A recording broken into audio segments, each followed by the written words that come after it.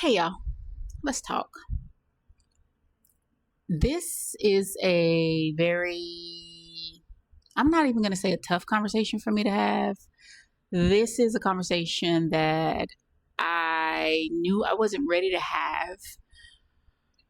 So I wanted to wait before I delved into it. So, about a year and a half ago, I did a TikTok that went viral talking about domestic violence in lesbian relationships. And so I was talking about, as a late bloomer, having been a heterosexual woman my entire life and now dating women, what that did to me. Like, the oh my God, what the fuck is happening here? That moment that I had. And so I talked about how I had dated men my whole life, been married to a man for 25 years. He never put his hands on me, blah, blah, blah, blah, blah. You can go see it. I'm not getting into that because that's not what this video is about. This video is about this sort of unconscious, unspoken responsibility that I feel like us late bloomers carry of protecting the lesbian community from backlash or from being stereotyped or from just being ridiculed. And I've talked to my other late blooming friends, and they carry that same kind of load, if you will, of we can't speak our truths about our experiences in same-sex relationships because we feel like, oh, we're perpetuating the stereotype. Oh, we don't want we don't want to be the one to bring all this negative attention to the community. When in all actuality, we're just telling our story and our experiences, and they deserve to be heard. Like, our stories deserve to be shared just as much as any other story deserves to be shared. Like, my whole dating journey, I haven't even talked about my last 2 years, 3 actually, of dating women. I haven't even talked about it because while there have been some beautiful moments, there have been a lot of downright soul shattering, nervous system dysregulating moments. And so I haven't quite known how and when to share. I did a piece about you don't have to publish your purge.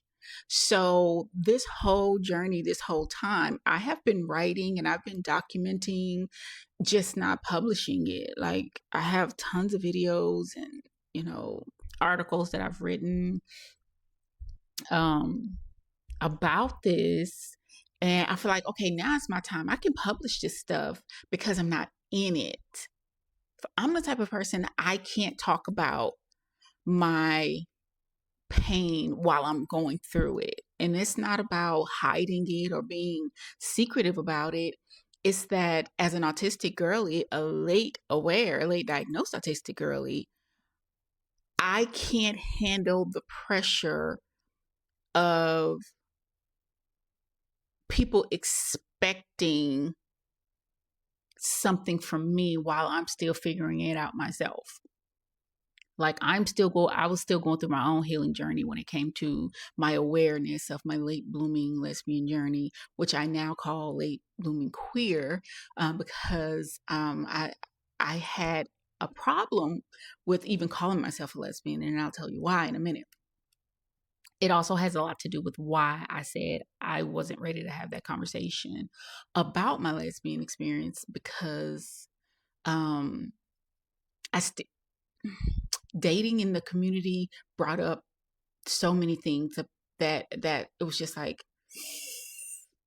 this is going to sound like anger and rage or whatever, and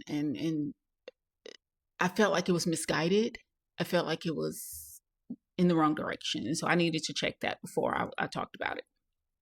But what I will say is being a late blooming lesbian, now queer woman that has been a heterosexual her entire life, never was attracted to a woman.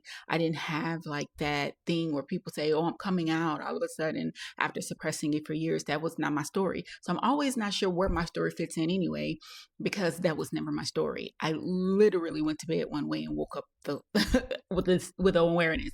I'm not saying I woke up gay. I'm saying I woke up with the awareness of it, because I do believe it was there all along, lying dormant. But so I went to sleep one day and woke up with this awareness.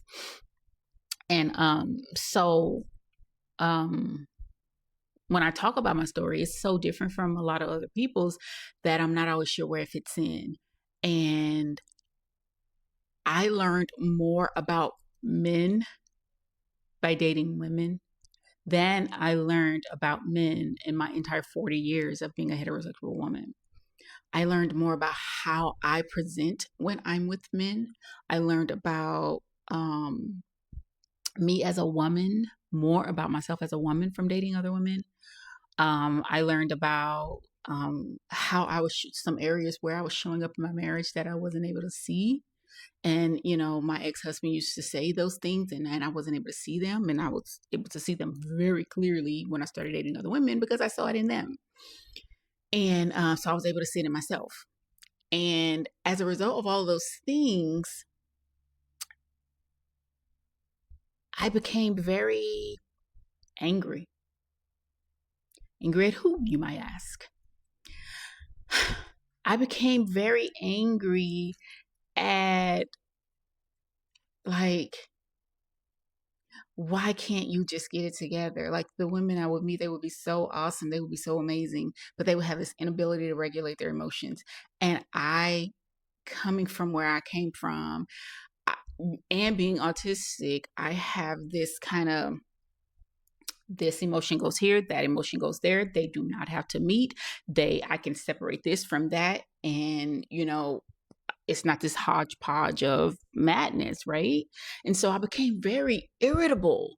I became very irritated at, why can't you just get it together? Like, why do you have to be so jealous? Why do you have to be so emotional? Why do you have to be so illogical? Why aren't you able to just separate the wheat from the chaff? Why aren't you able to separate your emotions from your logic? It made me borderline, ugh. Like, it kind of gave me the ick, right? Some of y'all might know what I'm talking about. Some of you may not. But it kind of gave me the ick. And I was just like, I don't even know if I want to be active in the community. Because I can't say I don't want to be gay anymore. Because I am. That's who I am now. And that's who I've always been. But I said, I'm just not going to be active. I don't want to be active in the community. No, I'm leaving that whole part of my life alone, not being active in the community, leaving that alone. So, but while I was saying I'm not going to be active in the community, I was doing my work. I was still doing my work to figure out, because I believe you should always be curious about yourself. And I'm one of those people. I'm a Gemini, autistic girly. Yeah, Gemini, autistic, queer girly. And so I'm always curious about my behaviors. I'm always like, what made me do that? What triggered me? What do I need to change? And so I started to examine myself to see where that was coming from. And what I realized, a part of it was, I realized that sometimes I'm too logical.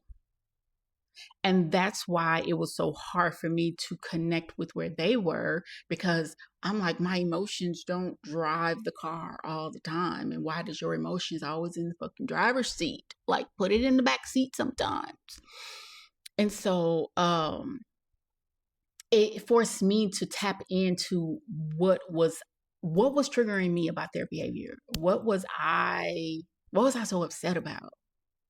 I'm gonna talk to you about that a little bit more in a minute.